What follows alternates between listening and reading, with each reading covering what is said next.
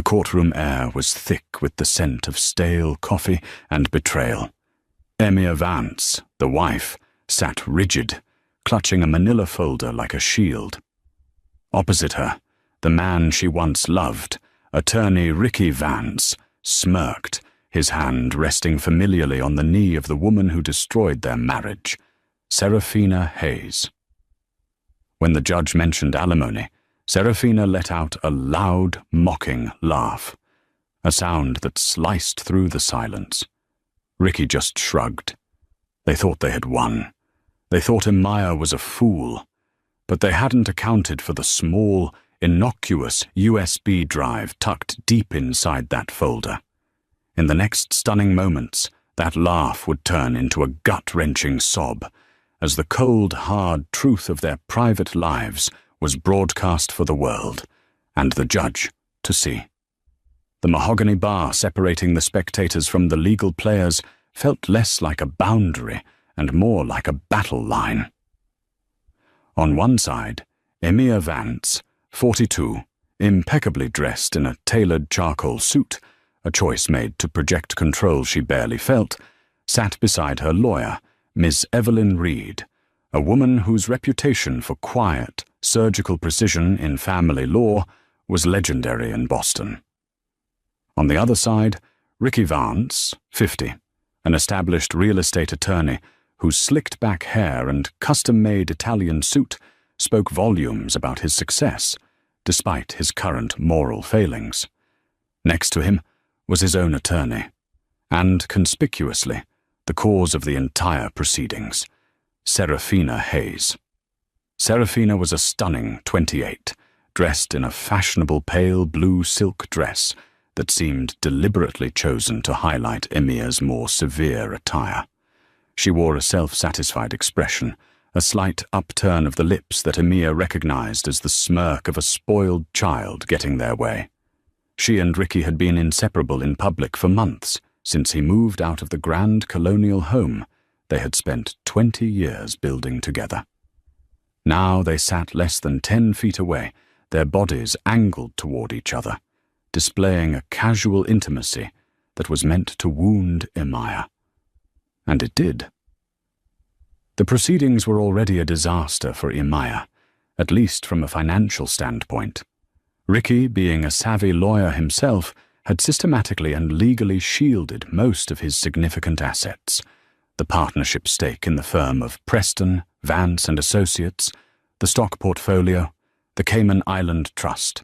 He was arguing for a minimal spousal support package, claiming Emir had ample opportunity to restart her career after their children, Jack and Clara, had grown, a career she had willingly set aside for his professional ascent and their family life. Mrs. Vance, Ricky's attorney, Mr. Douglas Finch, droned, his voice utterly devoid of emotion. "You have confirmed that you have not been actively employed for a continuous period of 18 years. While we acknowledge your significant contribution to the household, Mr. Vance has proposed a generous 2-year rehabilitative alimony package, structured on a declining scale, which should be more than sufficient to allow you to re-enter the workforce." Emir's hand tightened around the manila folder. "Generous," she whispered, the word laced with acid. Miss Reed leaned in. "Emir, don't take the bait. Let me handle this." Ricky, however, couldn't resist. He leaned toward Serafina, his voice a stage whisper, audible in the near silence of the courtroom. "Generous is an understatement, darling. She'll have to give up the West Elm and get an actual job." Serafina let out a short, sharp burst of laughter, a sound that Emir would forever associate with the complete and utter dismissal of her 20 years of sacrifice. It was this sound, the mistress's laugh, that broke the last thread of Emir's composure. Judge Alistair Croft, a man whose face was a map of judicial fatigue, banged his gavel softly. "Mr. Vance, I must ask you to keep your comments to yourself. We are in a court of law, not a tea party." "Apologies, Your Honor," Ricky said, his expression instantly contrite. but his eyes, when they flashed to Emiya, held a defiant smugness. Ms. Reed rose, her posture demanding attention. "Your Honor, my client's 18 years were spent managing Mr. Vance's entire domestic and social life, essentially serving as his unpaid chief of staff, which was instrumental to the growth of his career and his firm's reputation. Moreover, the proposed agreement is based on Mr. Vance's declared income, which we believe to be significantly understated. We have evidence, circumstantial but compelling, that Mr. Vance has been diverting funds from his personal accounts into a third-party account under the guise of consulting fees to lower his taxable income." Finch scoffed. "Objection, Your Honor. Wild speculation. Mrs. Vance has no financial training, and her claims are baseless." "Sustained," Judge Croft ruled. "Ms. Reed, unless you have irrefutable proof of financial malfeasance, we must proceed with the declared financial statements." It was the moment. The defeat was palpable. Emiya felt her chest constrict. She knew Ricky was hiding money.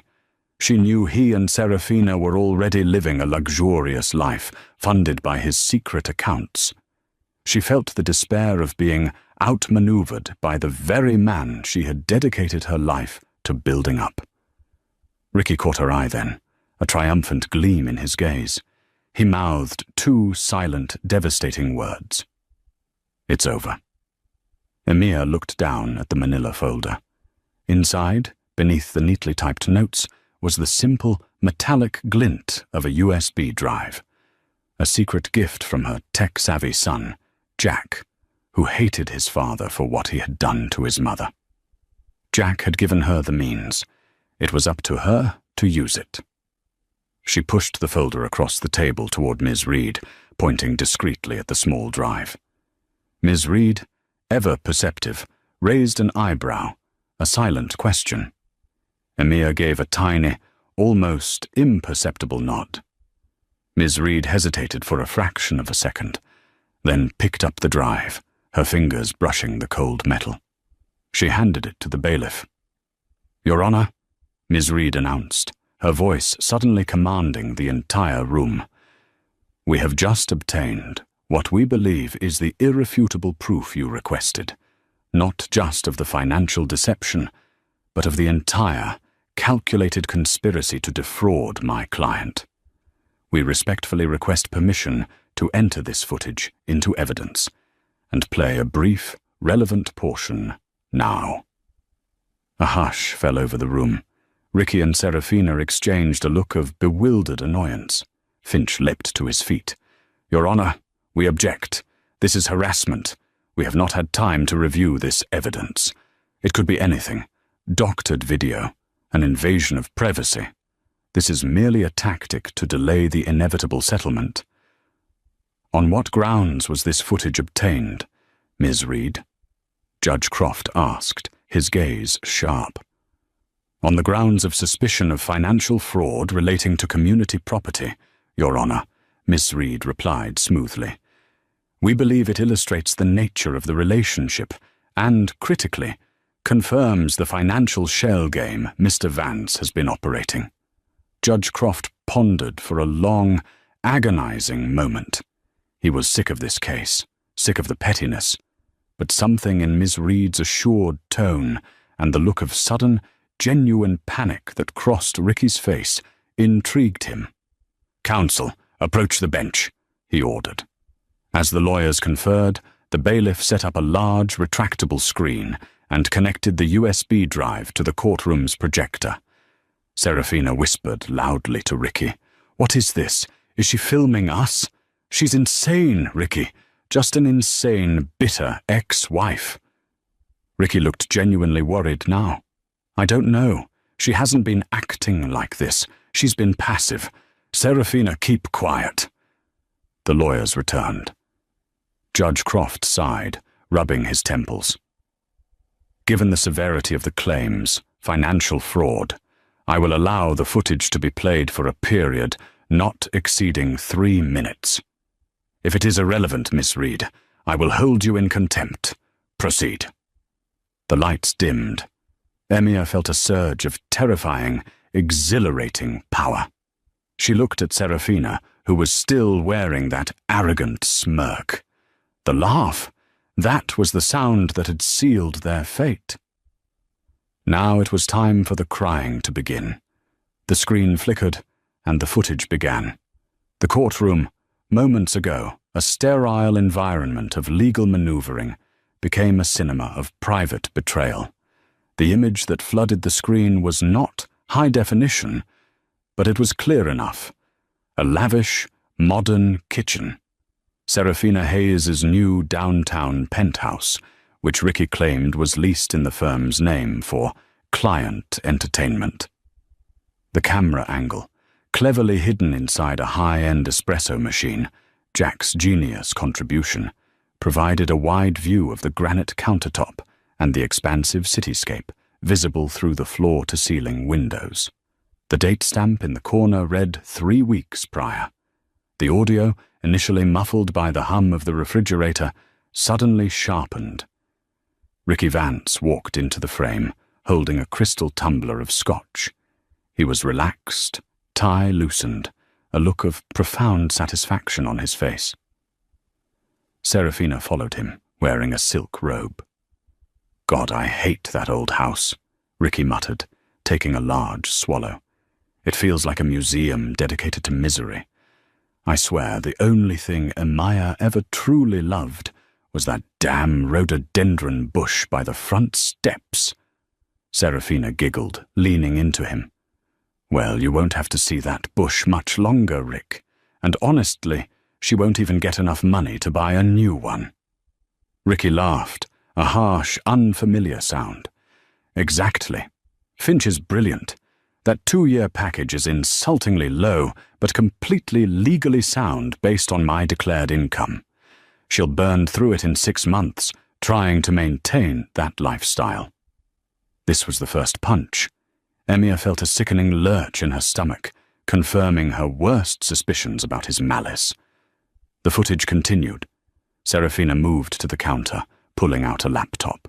"Okay, let's review the Crescent Trust transfer. Did you manage to divert the quarterly bonus from the Preston account?" Ricky nodded, tapping the screen with his finger.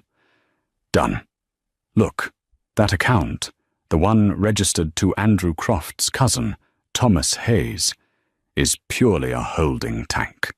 When the divorce is finalized, we liquidate, pay Thomas his consultancy fee, a lovely $5,000 for his signature, and it flows right back into the Hayes Investments LLC. The total now stands at," he zoomed in on the screen, his voice dropping slightly, $1.4 million.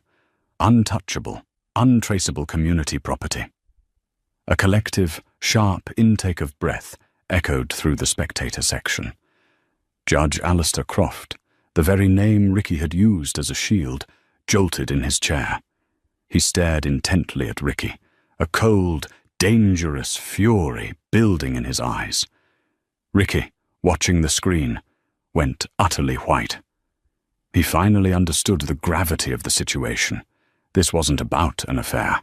This was about criminal fraud and naming a potential relative of the sitting judge in the scheme. Finch lipped up. "Your Honor, I object. This is entrapment. This footage is illegal. It's highly prejudicial and was clearly obtained without consent in a private residence." Ms. Reed was calm, unyielding. "Your Honor, we argue that the camera was recording community property funds being transferred, and that the conversation recorded clearly demonstrates a concerted criminal effort to defraud my client of marital assets. Furthermore, the mentioning of an individual whose name is remarkably similar to the court's is deeply concerning regarding the integrity of Mr. Vance's ethical obligations as an officer of this court." Judge Croft silenced Finch with a look. "Mr. Finch, sit down. The court is deeply disturbed by the content. We have heard explicit reference to a systematic effort to hide over $1 million in assets and the purposeful establishment of a shell company involving a party named Hayes. I will allow the footage to proceed. However, I want to know exactly how this camera was installed." Ricky was practically hyperventilating, his eyes darting from the screen to Serafina, whose composure was starting to crack. "It was not in a private residence, Your Honor," Ms. Reed corrected, a small knowing smile playing on her lips. "The premises, while occupied by Ms. Hayes, are leased under Mr. Vance's firm's name, Preston, Vance and Associates, and were purchased and furnished using marital funds for business purposes. The espresso machine itself was a housewarming gift from my client to Mr. Vance. It was community property. The legal maneuver was brilliant. The camera wasn't in Serafina's house. It was in the office's temporary, furnished client suite, bought with shared money. On the screen, Ricky and Serafina were still discussing finances, but the tone shifted. "I just wish this were over," Serafina sighed, running a hand through Ricky's hair. "I hate having to pretend I need a job. When can I quit that dreadful gallery position?" "Soon, honey. Soon," Ricky murmured, pulling her close. "Once this is done, we're setting up a new joint trust in the Bahamas. We'll call it the Serafina Fund. We'll travel for 6 months. No more Emaya, no more clients, just us, and our new wealth." Serafina laughed again. This wasn't the taunting laugh from the courtroom. This was a soft, confident, gold-digging laugh. She looked directly at Ricky, her face glowing. "You're the best, Rick. You know, sometimes I think I should have found a richer mark, but you're so good at this. You make the money disappear like magic." Then came the second twist, the one that hit Ricky like a physical blow. Serafina kissed him deeply, then pulled back, her eyes twinkling. "And honestly, the sex is better than I expected for a man your age. You're definitely a step up from Matthew." Ricky's face on the screen tightened. "Who the hell is Matthew?" Serafina waved a dismissive hand. "Nobody important. An old flame. He was a partner in my gallery. But he wasn't as generous as you. He didn't give me the same kind of freedom." She winked. "He was also boring in bed, unlike my generous, successful Ricky." Ricky in the courtroom looked like he'd been slapped. He had always believed Serafina was exclusively, madly in love with him.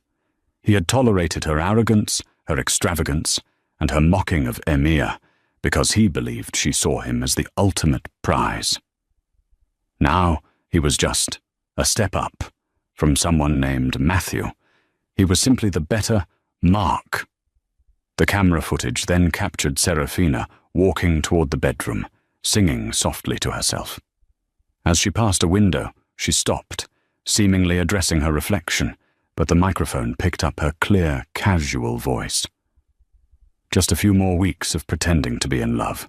Then it's yachts and zero tax status. Sorry, Emir. You should have been less trusting." She made a face, a grotesque grimace of false sincerity, and then walked out of sight. The footage ended. The lights came up slowly.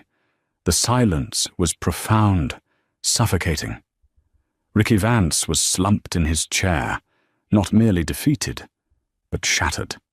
His betrayal of Emir was overshadowed by Serafina's calculated, transactional betrayal of him.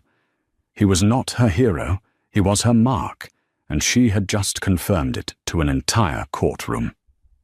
Emir was stone-faced. She felt no triumph, only a quiet, resolute sadness that confirmed she had truly wasted 2 decades on a man with no character. Serafina Hayes, however, was no longer laughing. Her face was contorted in horror. Her perfectly applied makeup streaked as tears started to fall, heavy and fast. The realization that her private, cruel words, the casual admission of her mercenary intentions, had been broadcast to a judge who was likely related to the very person mentioned in the financial fraud scheme, was too much. "Your Honor," Ms. Reed stated, cutting through the silence like a scalpel. The footage proves not only calculated financial fraud amounting to over $1 million, but also establishes the clear intent to deceive, which may constitute undue influence on Mr. Vance. We move to freeze all assets immediately, pending a full forensic accounting audit of Preston, Vance and Associates, and we submit a formal complaint to the State Bar for Ricky Vance's professional misconduct. Judge Croft, still staring at the disbelieving Ricky, finally spoke, his voice ice-cold. "Mr. Finch, your client may have just committed financial malfeasance in front of this court. I am ordering an immediate independent audit. The assets mentioned, all accounts related to the Crescent Trust, Hayes Investments LLC, and the firm's operating capital, are frozen. As for Ms. Hayes," he looked directly at the sobbing mistress, "your connection to this fraud will be investigated. This court is recessed until tomorrow morning. Mr. Vance, I advise you to obtain separate counsel for the inevitable State Bar inquiry and the potential criminal proceedings." Ricky didn't move. He just stared at the empty screen. The final image of Serafina's mocking face burned into his memory.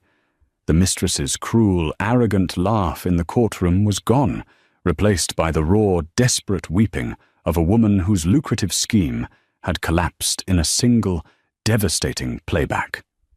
The atmosphere in the courthouse hallway immediately following the recess was toxic, a swirling mix of whispered gossip, legal franticness, and sheer, unadulterated rage. Amaya and Miss Reed slipped away quickly through a side door, leaving the legal teams and the disgraced couple to navigate the fallout.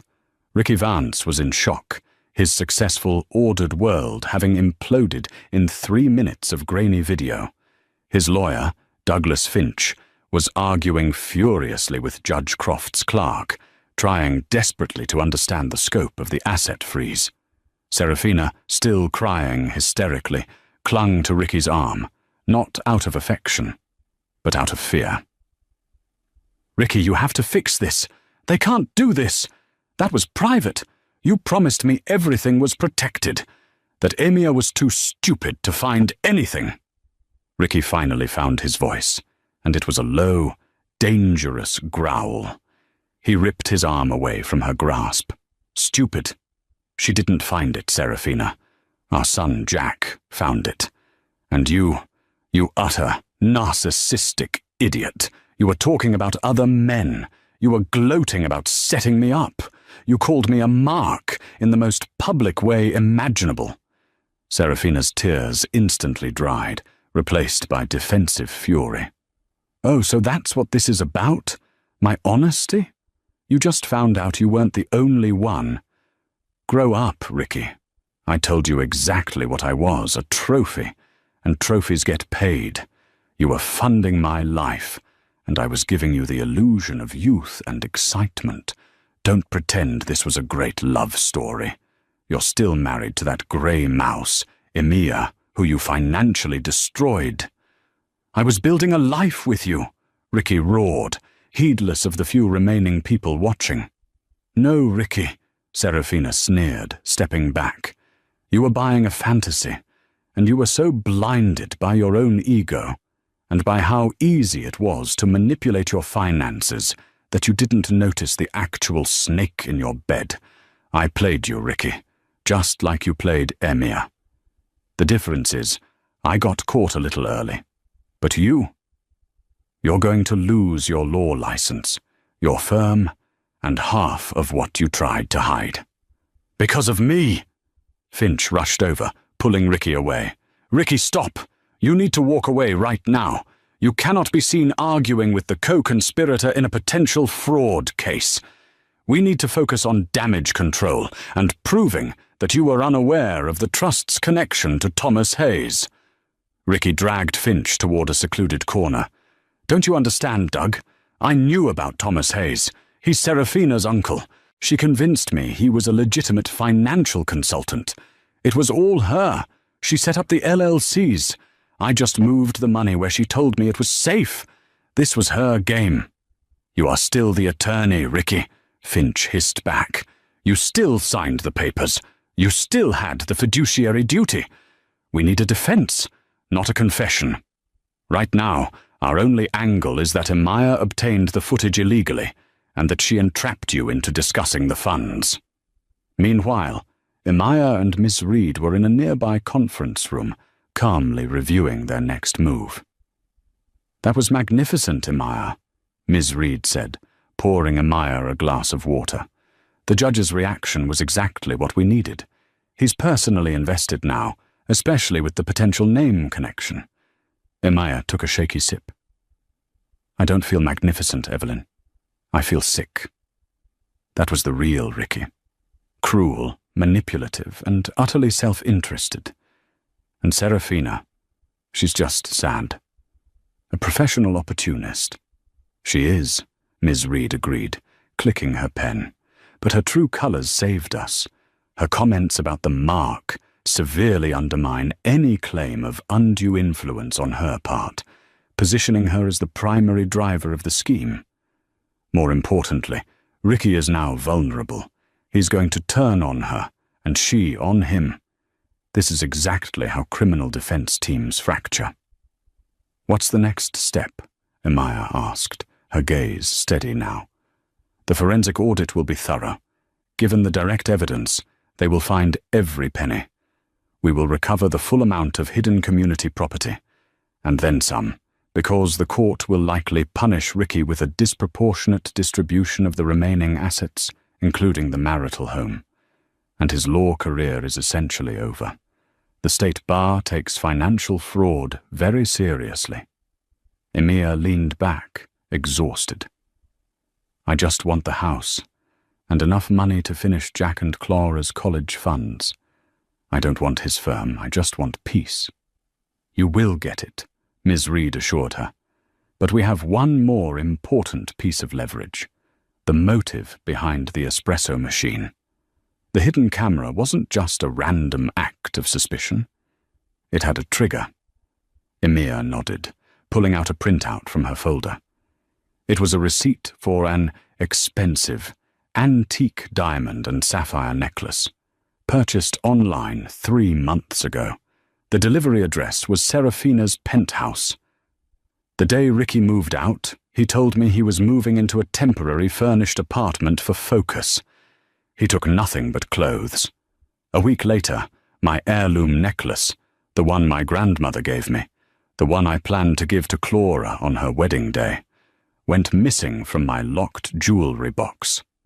Ricky claimed he knew nothing. I knew he gave it to Serafina as a welcome gift. That's when Jack and I realized that merely filing for divorce wasn't enough. We needed undeniable proof of his intent to liquidate assets and steal property. Ms. Reed's eyes widened slightly. "Theft of separate property. That is potent, Emir.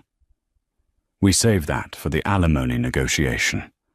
When we show that Ricky didn't just hide money, but actively stole a significant family heirloom to gift to his mistress, the judge will see true malice. It elevates the entire case from a tricky divorce to a clear case of malfeasance and theft." Across town, Ricky and Serafina were holed up in Finch's empty conference room. Serafina was on her phone, screaming at someone named Thomas. "The money's frozen, Uncle Thomas. Ricky screwed it up. You need to call your lawyer and tell them you had nothing to do with this. Deny everything." Ricky watched her, his face dark with realization. His love for her, his delusion, had vanished completely, replaced by a searing, self-pitying rage. He wasn't even angry that she was talking to other men anymore. He was angry that she had made him look like a fool and a criminal. He walked over to her and snatched the phone away. "It's over, Serafina. You got caught. And you're not taking me down with you. I'm telling Finch everything, about your uncle, about the LLCs, about how you engineered the transfers. I will cooperate with the audit. I will plead to a lesser civil penalty, and I will implicate you fully. You're disposable. My 20-year career is not." Serafina looked up at him, her eyes wide with genuine terror this time. You wouldn't. Ricky, think about what we had. What we had was a financial transaction, as you so eloquently put it for the court to hear. He spat. The only thing I'm thinking about is saving my own hide. You laughed at my wife. Now watch me weep over the loss of my law license, because you taught me one thing. Always choose yourself first. He threw the phone onto the plush carpet. The sound of the plastic cracking was definitive. The brief, passionate, destructive affair was officially over, ending not with a whimper, but with the sound of a lawyer throwing his mistress under the bus to save his own career. The next 2 weeks were agonizing for Ricky and Amaya, albeit for vastly different reasons. For Amaya, it was the quiet relief of watching justice unfold. For Ricky, it was the slow, brutal dismantling of his entire professional life. The court-ordered forensic audit team, led by the stern, silver-haired Mr. Elias Thorne, descended upon the offices of Preston, Vance and Associates. The direct evidence from the camera footage, specifically the names of the shell companies and the dates of the transfers, gave Thorne's team a surgical precision. They didn't need to hunt for months. They needed only to follow the digital breadcrumbs Ricky and Serafina had so carelessly discussed. The results, delivered in a thick, bound report to Judge Croft, were damning. The total amount of hidden marital assets funneled through the Hayes Investments LLC and the Crescent Trust was confirmed to be $1.4 million. But the audit uncovered something far more extensive, a pattern of similar, smaller diversions dating back almost 5 years, long before Serafina Hayes entered the picture. Ricky had systematically been skimming small percentages of large client settlements, routing them through a complex web of accounts ostensibly set up for offshore tax planning, but which ultimately fed his personal, undisclosed fund. The total hidden wealth reached nearly $2 million. When the audit report was formally entered into the court record, Ricky's partner, Mr. Wallace Preston, a man who had trusted Ricky implicitly for 2 decades, issued an immediate public statement. The firm of Preston, Vance and Associates has been severely betrayed by Ricky Vance. His actions were unilateral, criminal, and in egregious breach of professional and ethical duty. We are taking immediate steps to dissolve his partnership, remove his name from the firm, and will be cooperating fully with the State Bar and any criminal investigations. Ricky Vance was no longer an attorney. He was a pariah. Emir and Ms. Reed met to discuss the audit's findings. Emir was overwhelmed by the scale of the deceit. 5 years, Evelyn, Emir whispered, looking at the summary sheet. He started this 4 years before he even met Serafina. She didn't teach him to be a cheat. She just gave him a bigger reason to be one. Precisely, Miss Reed confirmed. This changes the narrative. Serafina was not the origin of his corruption. She was merely the catalyst for the final, biggest fraud. Ricky Vance is a career financial predator. But this new information gives us immense leverage in the settlement phase. We can pursue not just the marital split of the $2 million, but punitive damages for his years of deceit. Emir nodded, but her gaze was drawn to a different page in the thick document, an expense report from 5 years ago. It detailed a series of extravagant hotel stays and fine dining in New York City, all billed to a client acquisition account. The dates were peculiar. Wait, Emir said, tracing the dates with her finger. Look at these expenditures. They are from October 2020. Ms. Reed checked the date. Yes. What about them? That was the year Clara, our daughter, had her spinal fusion surgery. It was a terrifying time. Ricky was supposed to be in Houston with us, at the clinic. He told me he had an unavoidable emergency arbitration hearing in New York for the Sterling acquisition case. He said the firm was depending on him. Emia's voice was flat, devoid of emotion, the kind of stillness that preceded a catastrophic emotional break. She pulled up an old text message on her phone, showing the screen to Ms. Reed. The text was from Ricky to Emia, dated October 14th, 2020. "So sorry, honey. The Sterling meeting ran late. Major client crisis. Love you and Clara. Be there tomorrow afternoon. Flight permitting." Emia matched the date on the text to the hotel receipt. The receipt showed a 2-night stay at the St. Regis, New York, including a $500 dinner for two at a Michelin-starred restaurant. He wasn't in an arbitration hearing, Evelyn. He was on a romantic weekend with a client acquisition. Emia's breath hitched. He left me alone in a Houston hospital, terrified that my daughter wouldn't walk again, to be with another woman. The discovery of the hidden money was betrayal of trust and finances. The discovery of this lie was a betrayal of her deepest, most fundamental maternal fear. It was unforgivable.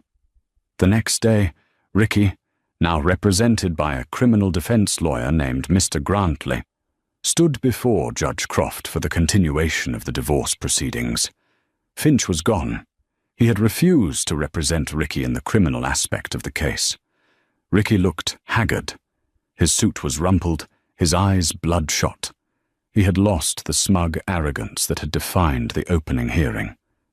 Ms. Reed rose, her voice calm but penetrating. "Your Honor, we have reviewed the forensic audit. We now move beyond the immediate fraud involving Serafina Hayes to address a documented pattern of deceit and financial misconduct that predates the affair by nearly 4 years, totaling over $2 million in hidden assets." She then dropped the final, personal bomb. "Furthermore, Your Honor, we are introducing into evidence an expense report and supporting texts which demonstrate that Mr. Vance fabricated a crisis, utilizing his professional duties as an elaborate cover to conceal an affair. This incident occurred at a time of extreme vulnerability for my client and her family. On the dates of October 14th and 15th, 2020, when Mr. Vance claimed to be in an essential emergency arbitration in New York, he was in fact on a luxurious holiday with an unnamed associate. This was the exact time his minor daughter, Clara Vance, was undergoing a critical spinal fusion surgery in a hospital 1,000 miles away. A gasp rippled through the gallery. Judge Croft's expression hardened further. This wasn't just about money anymore. It was about monstrous moral failure. "Mr. Grantley, do you contest the authenticity of these records?" Judge Croft asked, his voice low. Grantley, a seasoned criminal lawyer, knew a losing battle when he saw one. "Your Honor, we do not contest the authenticity of the firm's expense reports or the text messages. We submit that, while these facts speak to poor judgment, they are not strictly relevant to the distribution of marital assets." "I disagree, counsel," Judge Croft stated firmly. "They speak volumes about the character and credibility of the party attempting to conceal and divert said assets. They speak to the entire history of the marital estate and the financial abuse perpetrated upon Mrs. Vance. This behavior is profoundly relevant to any claim of fault and will certainly factor into the final distribution." Ricky closed his eyes, his head dropping to his chest. The old lie, the lie he had considered a necessary evil to cover a quick fling, had now surfaced years later to destroy him utterly. It was far more devastating than the Serafina footage. The Serafina footage ended his career. The old lie ended his reputation as a father and a man. Emia watched him, and for the first time, the stone wall around her heart cracked. Not with sadness, but with a profound, final sense of clarity. The man she had loved had never existed. The atmosphere in the court for the next session was tense. The evidence of Ricky's systemic fraud and personal cruelty was now public record. The focus shifted from proving the fraud to determining the remedy and finalizing the separation of the marital estate. Emia and Ms. Reed knew they had Ricky boxed in financially, but there was one loose end: the stolen diamond and sapphire necklace. Proving theft would reinforce the punitive damages. As the hearing commenced, Ricky's criminal defense lawyer, Mr. Grantley, stood to address the court, attempting to minimize his client's personal culpability. Your Honor, Mr. Vance accepts the findings of the forensic audit regarding the undisclosed accounts. He is prepared to cooperate fully in the distribution of these marital assets.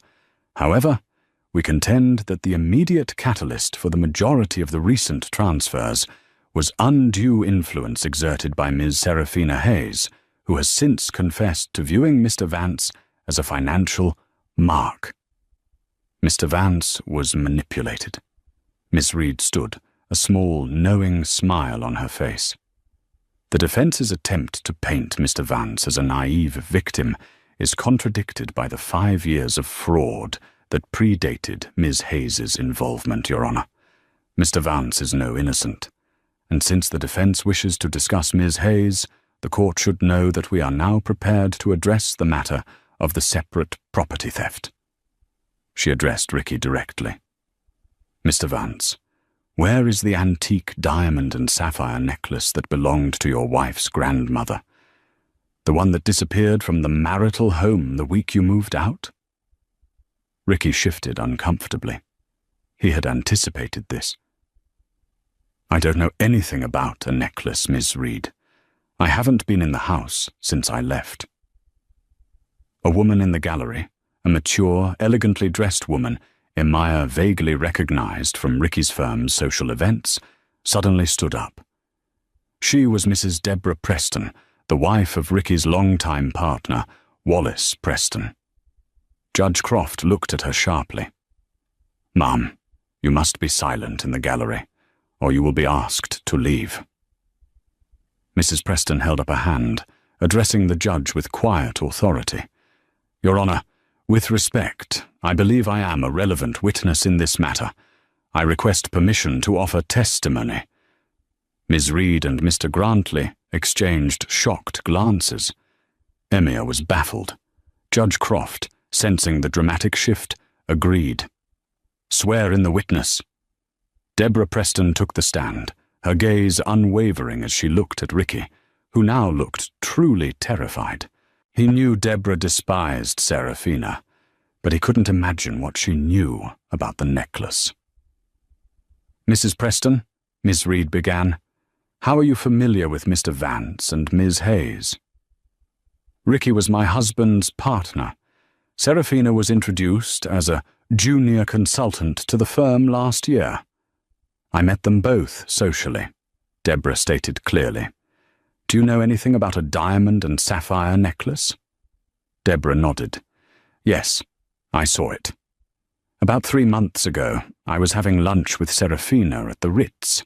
She was flaunting a stunning antique necklace, boasting that her sugar daddy, her words, not mine, had given it to her as a promise of their future together.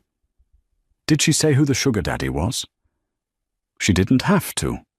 Ricky walked in 10 minutes later and joined us, kissing her on the cheek and commenting on how beautiful the necklace looked on her. Ms. Reed pressed her advantage. Did she mention the origin of the necklace? Deborah hesitated, then looked straight at Emia. Yes. She gloated about it, actually. She said, and I quote, "It belonged to his mousy little wife's grandmother. He said she'd never wear it again, and it would look far better on someone who appreciates true luxury. It was practically begging to be liberated."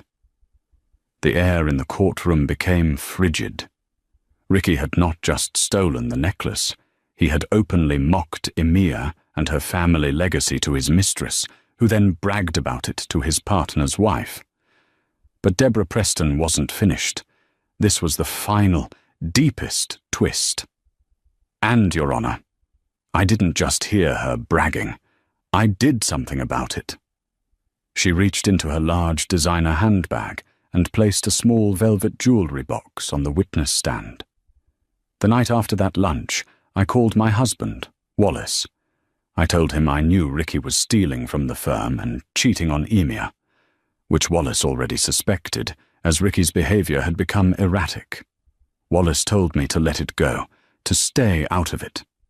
But when I heard about the necklace, about how petty and cruel Ricky was being, I knew I had to act. Emia was a good woman, and Ricky was destroying her life. She opened the box. Inside, the large sapphire stones sparkled under the fluorescent lights. I went to Serafina's penthouse the next day, under the guise of inviting her to a charity luncheon.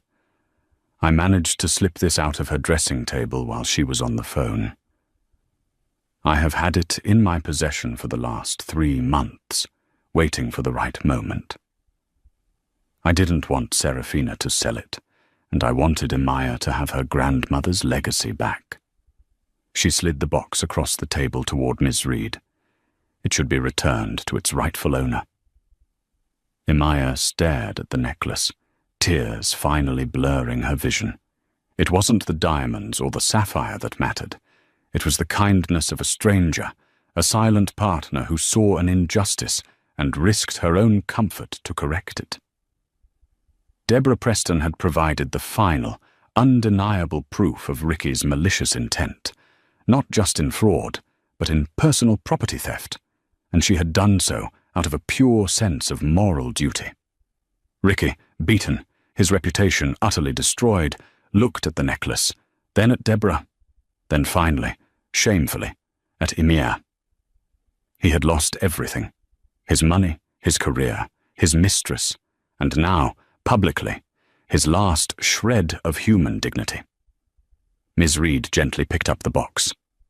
"Your Honor, the return of this stolen property, courtesy of the courageous testimony of Mrs. Preston, clearly establishes Mr. Vance's intent to deprive my client not only of community assets, but also of her separate, sentimental property. This crime demands the harshest civil penalty." Judge Croft didn't hesitate. He looked directly at Ricky. "Mr. Vance, you have not only defrauded your partner and your wife, but you have also demonstrated calculated, malicious contempt for your family's emotional and financial well-being. This court will ensure that Mrs. Vance is fully compensated." The matter of the necklace was resolved.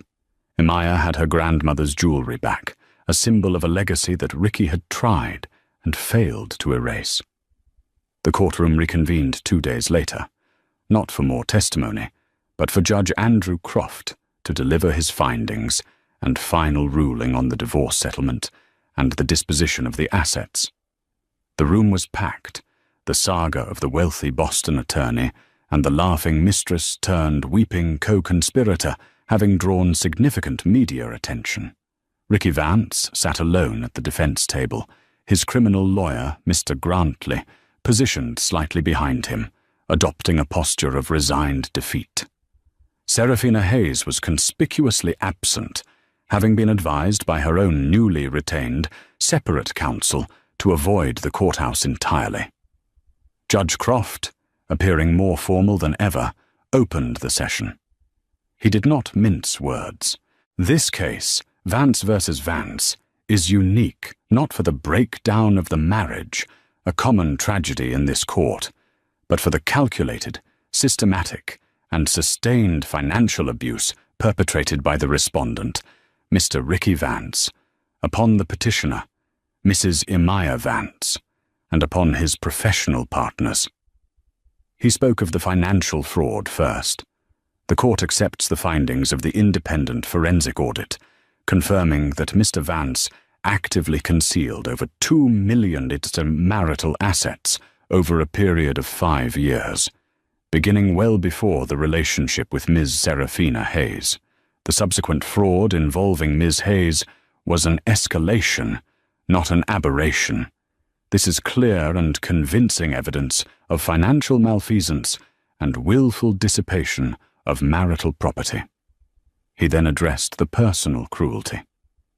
The testimony regarding the stolen separate property, the antique sapphire necklace, and the testimony establishing Mr. Vance's callous fabrication of his whereabouts during his daughter's critical surgery on October 14, 2020, demonstrates a pattern of profound moral turpitude and calculated emotional abandonment. This behavior is unforgivable and is a direct attack on the petitioner's peace, security, and familial integrity. Ricky's face remained numb, but his jaw trembled. Judge Croft announced the financial distribution, a verdict that was designed to be both remedial and punitive.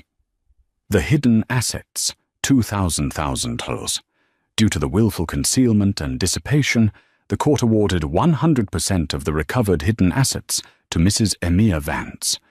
This was an unprecedented distribution, effectively punishing Ricky for the fraud by awarding the entire sum to the victim.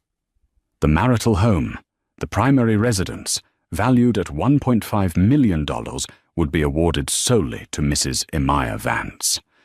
The court cited Ricky's use of the firm's funds and time to pursue his illicit relationship as a contributing factor to the marital breakdown, justifying the award of the home as part of the asset correction.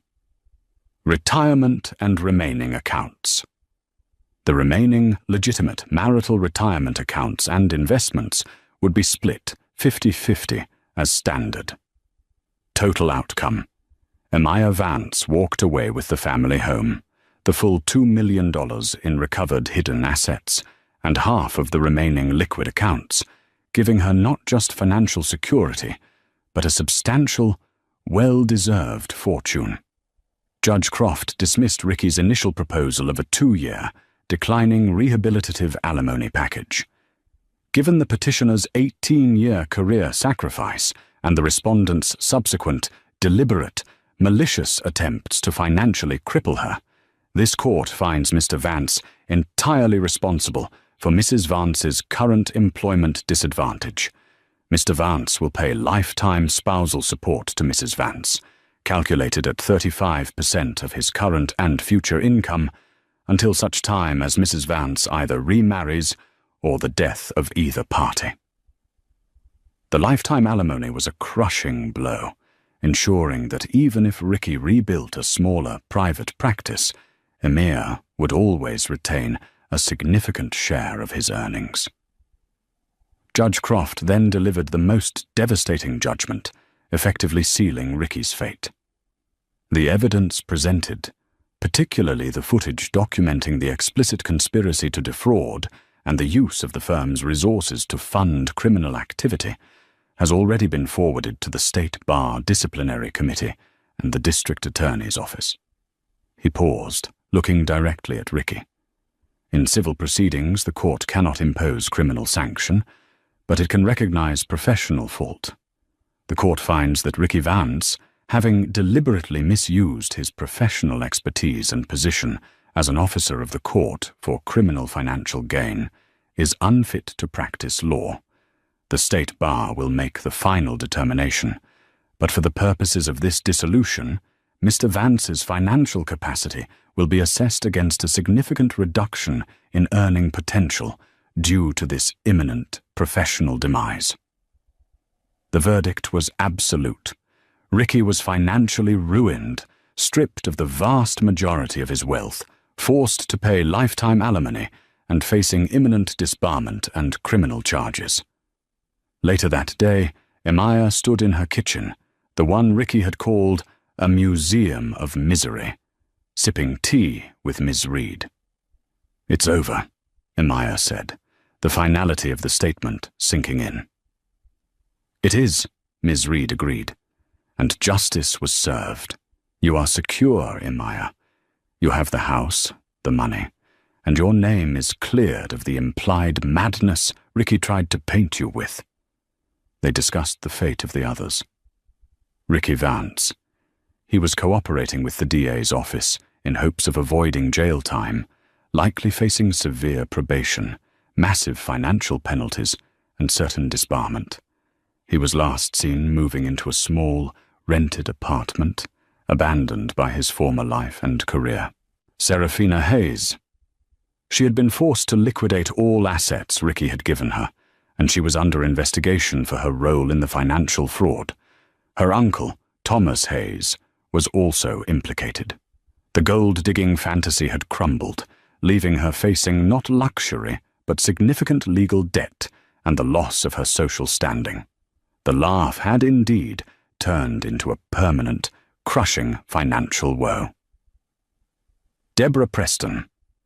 She was hailed by the media as a moral hero and earned the deep respect of Emir, who promised to maintain a lifelong friendship with her silent partner. Emir looked at the mahogany jewelry box on the counter, containing the retrieved sapphire necklace. She hadn't just gotten her money back. She had reclaimed her dignity and self-respect. The laughter of the mistress, once a symbol of her humiliation, had become the trigger for the truth that ultimately saved her. A year passed. The storm of the divorce, the audit, and the criminal proceedings had finally subsided, leaving behind a profound stillness in Emir Vance's life. The family home, once a prison of Ricky's ambition and Emir's deferred dreams, was now her sanctuary. Ricky Vance was disbarred 6 months after Judge Croft's ruling. He received a 1-year suspended sentence, massive fines, and extensive probation in exchange for fully cooperating with the investigation into Serafina Hayes and her uncle's shell companies.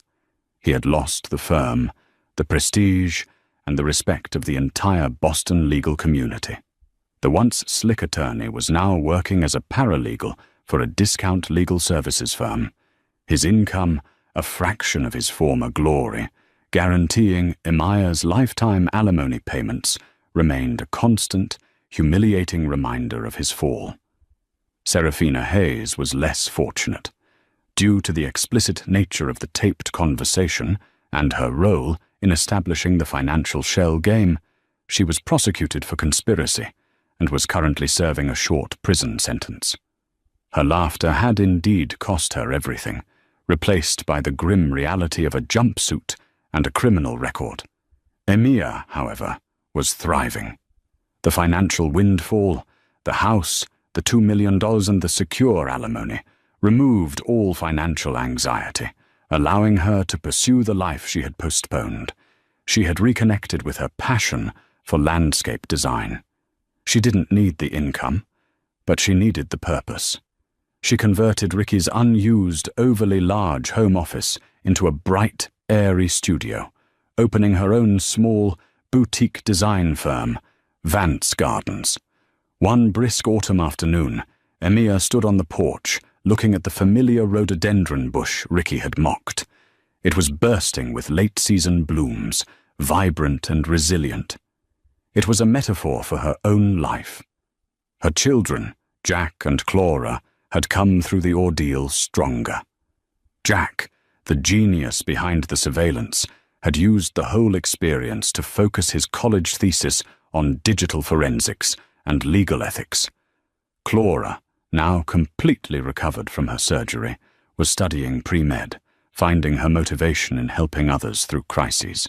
They both visited often, seeing their mother not as the broken wife Ricky had left, but as the strong matriarch who had fought back and won. Emir opened a small, polished wooden box. Inside lay the antique sapphire necklace, cleaned and gleaming. She didn't wear it often, but she kept it close. It wasn't just a piece of jewelry. It was a tangible reminder of the power of truth and the surprising kindness of strangers, specifically Deborah Preston, with whom Emir had lunch once a month. Her victory wasn't about revenge. It was about reclaiming the narrative of her life. Ricky's story was one of arrogance and decline. Her story was one of silent strength and rebirth. Emir walked into her studio and sat down at her drafting table. She was sketching a complex garden layout for her newest client. The door chime rang, and she looked up to see Ms. Evelyn Reed standing there, holding a bottle of champagne. "To 1 year of freedom, Emir," Evelyn smiled, setting the bottle down. "And to the firm's newest and most fascinating client. Wallace Preston is formally dissolving the old firm and starting a new, smaller, more ethical practice. He needs your firm to design the roof garden for his new downtown office." Emir laughed, a clear, joyous sound that held no hint of mockery or bitterness. Wallace is finally free too. It seems everyone has found their way out of Ricky's shadow.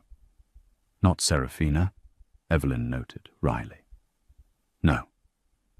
But I feel no pleasure in that," Emir admitted, looking out the window. "Ricky and Serafina made their own choices. They chose greed and contempt. I chose truth. The difference is, my choice gave me a future." Evelyn pointed to a news article on Emir's desk. The headline was about Ricky's disbarment and the hefty financial penalties. "Ricky tried to spin the story for the press one last time, blaming you for entrapment," Evelyn said. Emir calmly picked up the paper and placed it directly into the recycling bin. "That's the difference, Evelyn. He thought he was playing a game. He thought I was just the passive background character in his life. But when I played the footage, I didn't just expose him. I took control of the script. Ricky Vance is not the hero of his life. He's the cautionary tale in mine. And the story is finally over." Emir picked up the bottle of champagne. "Let's toast to new beginnings, Evelyn. To the end of the drama and the start of a quiet, honest life." They clinked glasses, the crystal sound a crisp, clean counterpoint to the distant, chaotic noise of the city. Emir had won back more than just money. She had won back her peace, her purpose, and her own beautiful, unshakable future. And that is the staggering true story of the moment Emir Vance turned the tables, when the Mistress's arrogant laugh was silenced forever by a single, hidden camera. Can you imagine the sheer nerve, the calculated cruelty, and the ultimate, spectacular failure of their deceit? Ricky and Serafina thought they were untouchable, but they forgot the most powerful weapon in any conflict: the truth. The hidden camera footage didn't just win a divorce, it exposed a criminal conspiracy and reclaimed a woman's entire future. If this story of betrayal, revenge, and ultimate redemption shocked you, smash that like button. Let us know in the comments below. What was the most shocking betrayal you witnessed in this courtroom drama? Share this video with someone who needs a reminder that the wicked never prosper. And don't forget to subscribe to our channel for more true stories, where the silent victims find their powerful voice.